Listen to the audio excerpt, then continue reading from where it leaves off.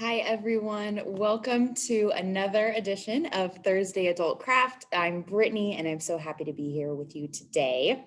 For our October craft, we are going to be making an autumn leaf mason jar candle holder. Quite a mouthful. So I have the supplies that we're going to be using here today. We do have a limited amount of craft supply bags available for checkout, not for checkout, forgive me, available for patrons taking them.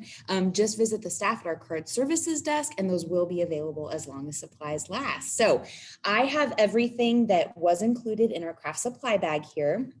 So let's just go through our materials before we get started. So I have a little container of Mod Podge, which is a type of glue, also kind of like a finishing decoupage element. So if you have a little bit left after your craft, I highly suggest you keep it, see what else you can find to do with this material. We have a tea light candle included. We have a mason jar with lid. We have a couple of different varieties of these fabric autumn leaves. I hope the color is coming through, these beautiful rich reds and oranges and greens and yellows. I have a couple of pieces of this raffia ribbon, and the thing that isn't included in the craft bag, which we will need a little bit of, is some dry paper towels, as well as I have a little stack here of wet paper towels. I will say that working with this Mod Podge can get a little messy, a little bit sticky, so it's handy to have those ready to go by your side.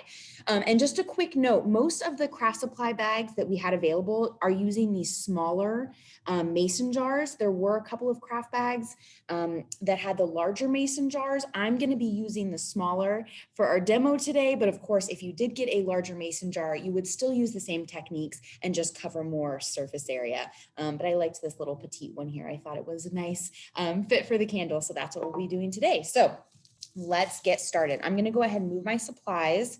I want to make sure they're on camera so you can all still see them. But what I'm going to do is lay down some paper towel just under my direct workspace. Again, this glue can get a little messy, so I just want to protect my surface here.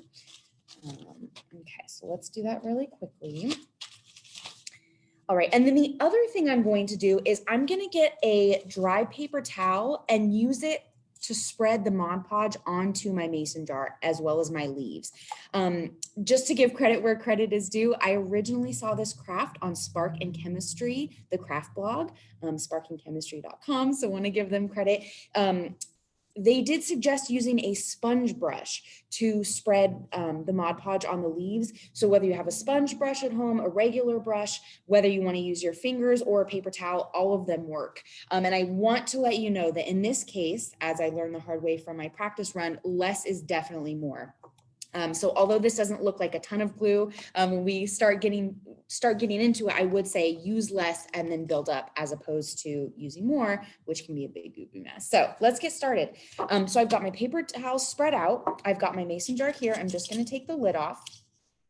Now what we're going to be doing is using this Mod Podge glue, which is in our container here, to adhere the leaves to the mason jar. So whatever colors you want to use, whatever design you want to make, variation is great. I did see on the original craft blog that they gave the hint of wetting your fabric leaves. So I'm just going to use my wet paper towel here and get these a little bit moist. I did find that it was a little helpful in getting them to stick just because it kind of breaks down the toughness of the fabric and just gives them a little bit more bend and malleability, I would say. So again, they don't have to be dripping wet, just a little moist is nice because it kind of gives you leverage when you're trying to stick it down. So I'm going to grab a dry paper towel here, just kind of bunch it up here, and then I'm just going to dip it really lightly into the Mod Podge. Again, less is more. So you want to aim for a really, really, really thin layer. So after practicing a couple times, I found that the most the most effective in my mind was putting the glue onto the back of the leaf and then sticking the leaf to the mason jar. The first time I tried it, I did try putting the glue on the mason jar and it just kind of became a goopy mess. But I will tell you the nice thing about these mason jars, since they're glass, if you put a little bit too much glue on, if you find that it's becoming a little messy, you can just rinse off the outside edge of the mason jar, dry it, and then start over. So there are no wrong moves that you can't fix here. But Just for the sake of demo, I'm gonna do it the way I did that I found most effective. So when you're looking at your fabric leaves, there's a back side and a front side. The front side, you can see the darker veins of the leaf. And if you hold it forward, you'll notice that the front is a little bit more concave. I'm not sure if you can tell. And the back sticks out a little more. You can really choose to put these on however you want. I have found that if you put the front, adhere that to the glass, it sticks a little bit better, just because more surface area of the leaf is touching more surface area of the mason jar. So that's how I'm gonna do it. And I'm gonna start by adding my Mod Podge. Again, I just have a thin layer on the paper towel here. I'm gonna hold it. I don't know if you can kind of see. Another way to think of it is kind of like the top or the front almost looks like a bowl, where if it's sitting in your hand, it's reaching up. Whereas if you flip it around, I don't know if you can see that, it's a little tough, but it's almost like a suction cup facing down. So I'm gonna adhere or put some glue on the top of this leaf. So all I'm gonna be doing with my paper towel here, and I'll show you when I'm done, is just spreading the thinnest amount of glue. Again, if it looks like a thick layer, it's probably gonna be too much.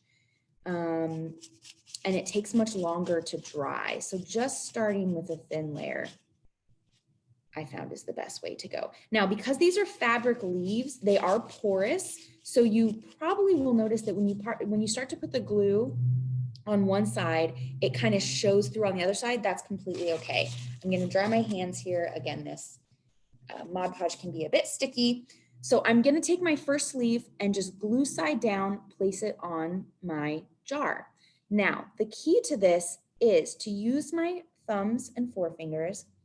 I'm gonna create kind of I'm gonna use my thumb and forefinger to start in the middle and spread the leaf outward. So I'm using pressure, kind of getting it to stick in place here. And I'm actually, if you notice, mine was a bit high, so I'm gonna kind of slide it down. And again, you'll notice if you start to put the glue on the jar and you're finding that it's not sticking or it's a little bit goopy, then all you can do is take your wet paper towel, wipe it clean, wipe it dry, and start over. I put my placement a little bit high, so I'm just gonna slide it down and wipe off the parts of the glue that showed through. So let's try this one more time.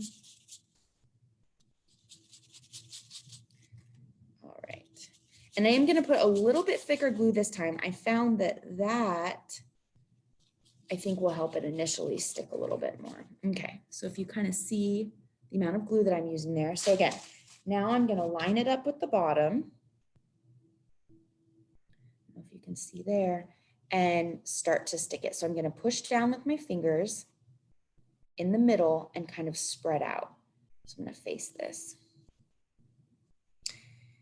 And again, when I was practicing this, I did find that it might take a couple of times to kind of add glue and then use your fingers for pressure.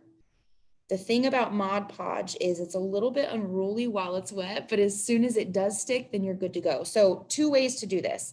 So we're gonna take a little time here, just making sure that I'm using the pressure to make the glue adhere to the mason jar. If you're finding that this is a little bit troublesome, what you can do is 1 leaf at a time. So you can stick it down, hold it down, and then you can wait for it to dry before you decide to put the next leaf on. I have found that creates a little bit more of a secure craft, but for our purposes today, I'm just gonna get it to the point where it's sticking just enough that I can lay my next leaf down. I know this is kind of upside down, but you get to the point where at least the middle is sticking. And then if the ends of the leaf come up, that's completely okay. The other nice thing about this craft is you can make the decision about how much coverage you have. So you can use, the amount of leaves in the craft bag should be plenty to cover this jar completely. But what I did find in the original blog was the crafter tended to like, the couple of places of negative space on the jar. It'll allow the candlelight to shine through a little bit brighter. And it just creates a little bit of balance, I find. Okay, So this one isn't completely dry yet, but I think it is to the point where it's stuck enough that we're going to go ahead and add our next leaf. And again, if you notice that it starts to come up or it's not really complying, then you can just add a little bit more glue, add a little bit more pressure, and then hold down until it dries. So I've done my orange multicolor leaf. Now I'm going to do this beautiful orange, yellow, and green leaf. So again, I'm just kind of holding it in my hand so that the front or the top is face up. The way I can tell again is the veins of the leaf are a little bit darker. And if I hold it in my hand, it looks more like a bowl where it's kind of concave that way. And there's almost like enough space on the top for a little bit of liquid to sit. So I'm just going to grab my dabber again, and I'm going to spread it on the top.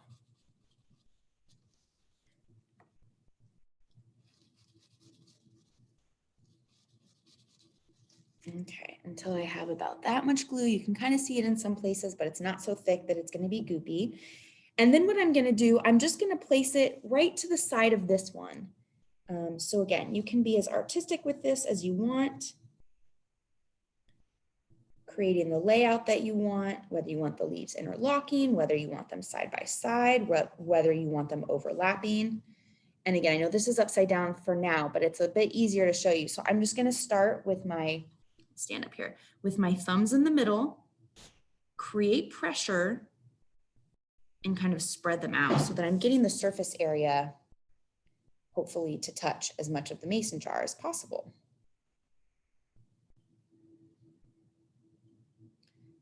Okay.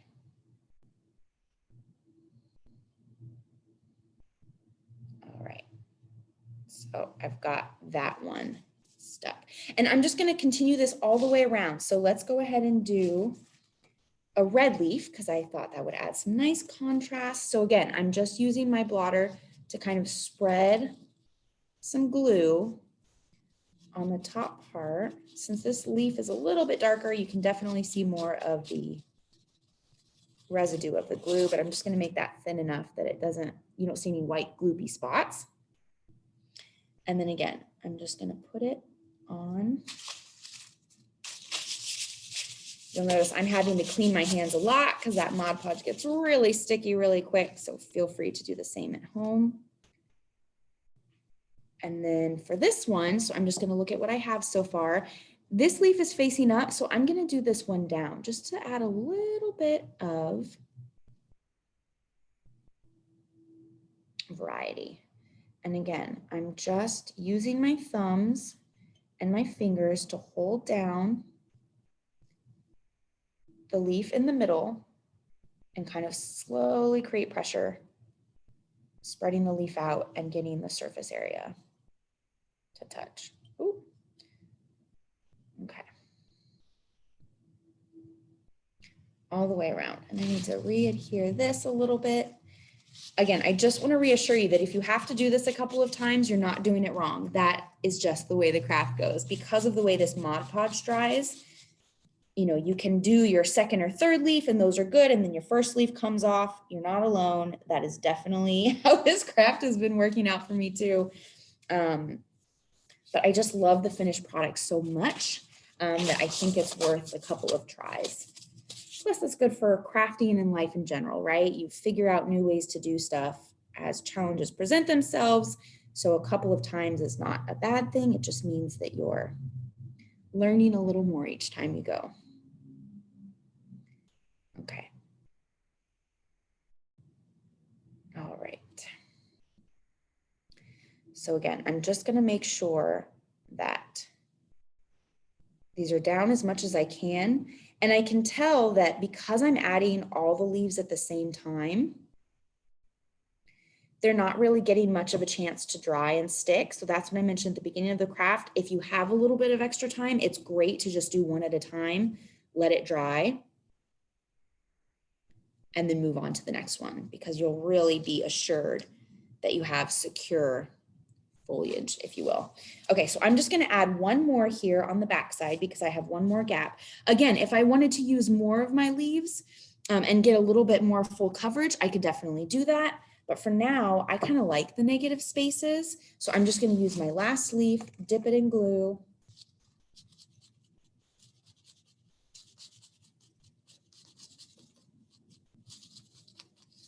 Okay, and then I'm going to place it. The other great thing about this Mod Podge is it's also used as a sealer. So if you wanted to, I'm just gonna go ahead and place it right here and then use my fingers to press down. If you wanted to, you could also wait for the leaves to dry and then use this Mod Podge as an outside sealant. So spread a thin layer on top of the leaves and that will create some stick from above. But remember, it's best to make sure that the leaves that you have put on are dry and then do that afterwards, just because you'll get that much better of adhesive. Okay. And again, a little tricky. They're coming off just a little bit. So all that means is I need to spend a little bit more time sticking and a little bit longer waiting for them to dry. Okay. All right.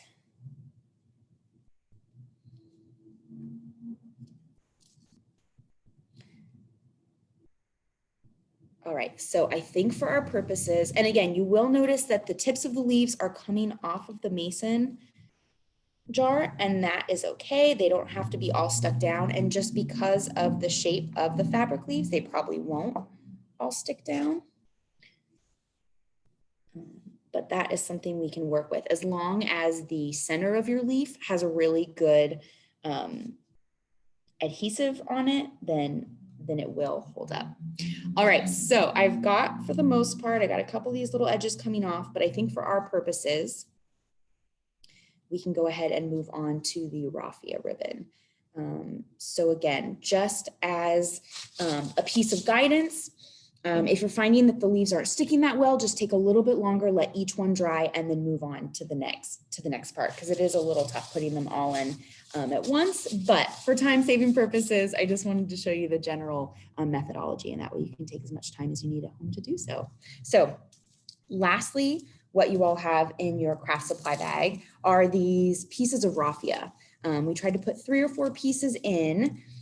So what I'm going to do, there are a couple different ways you can do this. So this raffia ribbon is just going to tie right around the mouth of the jar and create a nice little detail that makes it look a little bit more decorative. So you can do it a couple of different ways. If your raffia is long enough and you want to tie a bow, you can do that. If you want to snip it shorter, tie it around and complete it with a knot, you can do that as well. So I noticed that my raffia, the lengths are a little bit different. So let's see what we can do here. I'm just going to line these all up on one edge here. See how much I'm working with. Oh, and those are actually pretty similar. So what I'm going to do is I'm going to hold all of these together and just wrap it around the base. I'm going to make sure that the leaf is included in the tie there, just to kind of secure it down. And I'm just going to tie a ribbon here. All right, so for mine, I'm going to do just a little bit of a bow, see how that looks. Again, I can untie it or snip it shorter if I want, but I actually like the look of that bow. All right, so the last thing that you would do is take the tea light. I'm not going to use fire here, so I'm not going to light mine, but you can go ahead and loosen the wick, light it, and then just drop it right in your candle holder. So this is our finished product. Again, since I'm still waiting for mine to dry, a little bit more of the edges are sticking up than I would like to, but I'm gonna, once it's a little bit drier, I am going to fasten those down so that it's a smooth candle holder. All right, I hope you all enjoyed this craft. I was so excited to do it along with you. Please share your end results with us. We definitely want to see what autumn candle holders you were all able to make today. And just a quick note that we are lucky to be able to present, or to be able to offer rather, free craft supply bags for all of our crafts at least through January. So for all of our crafts moving forward, they're always the 3rd Thursday of every month, and we will be providing free craft bags that you can pick up at Card Services in the library a week earlier. So they'll be available the Thursday before and then up to the craft while supplies last. So I hope you all are able to join us for the next couple of months. Come by and get your supplies. And I really look forward to joining you next time. Thank you all so much. Really appreciate it. Have a wonderful day. And I can't wait to see what you made.